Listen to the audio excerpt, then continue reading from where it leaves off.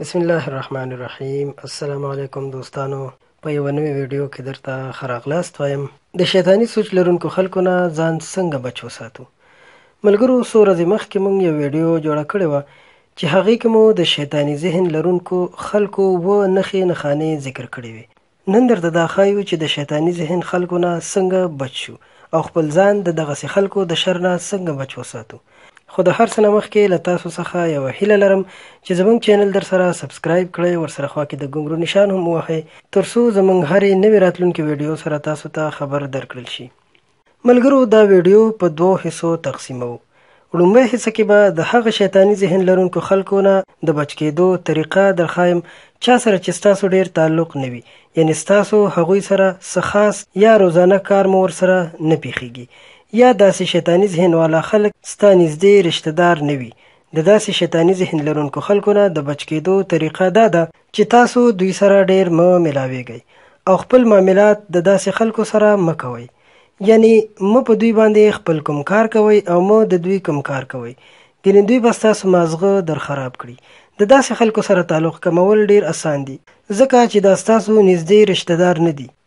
اصل ځان ساتل خو د هغه خلکو نه دي چې ستاسو نږدې رشته دار دي، چا سره چې ستاسو روزانه لیدل کتل کیږي.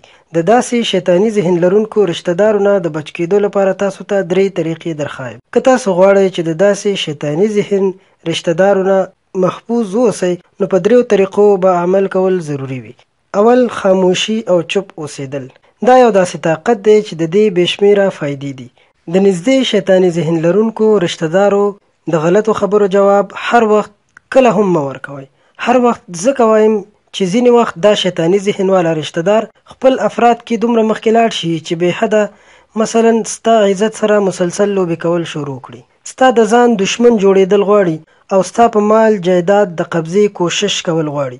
خو د دوی د وړو چالاکیو او بدو کارونو برداشت باید تاسو ولرئ، ځکه که تاسو د دوی د هرې خبرې ځواب ورکړئ نو یو نه ختمېدونکی فساد به شروع شي.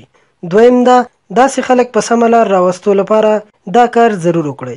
قرآن مجید کې د دنیا د هرې مسلې حل موجود دی. کله چې ستاسو د شیطاني ذهن لرونکو رشته دارو طبیعت ساز وي، نو هغه وخت کې ورته قرآن مجید په ترجمې سره اوروئ.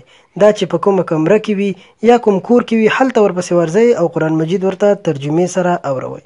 د یوې خبرې وضاحت باید وکړم، قرآن مجید صرف د دې لپاره نه دی راغلی چې د دې د آیاتونو نه تعویضونه جوړ شي او غاړې ته ولویږي او یا لیکلي آیاتونه په اوبو کې واچول شي او وسکل شي، بلکې د دې د راتلو لوی مقصد دا دی چې ځان پرې پوه کړو، ویلولو او عمل پرې وکړو.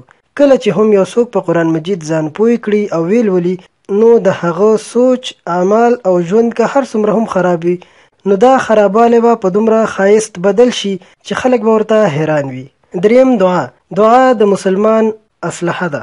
که د ډېر محنت او تدابیرو نه پس هم که انسان دعا ونه غواړي، نو هغه به خپل مقصد کې هیڅکله هم کامیاب نشي. شیطاني ذهن خلکو نه د بچ کېدو لپاره د ټولو نه بهترینه دعا اعوذ بالله من الشیطان الرجیم دا ده. ترجمه یې ده، پناه غواړم په الله پاک له شیطان رټلې شوي ده. ځینې وخت خو داسې وشي چې بس دعا کار وکړي، انسان ته د هیڅ کولو ضرورت نه پیښیږي. داسې خلک په سمه لار راوستو لپاره او د دوی نه د بچ کېدو لپاره د الله پاک جل جلاله نه په رښتیني زړه سره دعا غواړئ.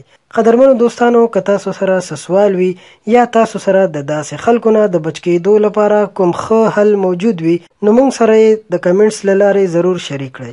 که ویډیو مو خوښه شوې وي نو ضرور یې لایک او شیر کړئ او زموږ چینل در سره سبسکرایب کړئ، ورسره خوا کې د ګونګرو نشان هم ووهئ. تر بلې ویډیو درنه اجازت غواړم. د لوی الله په امان.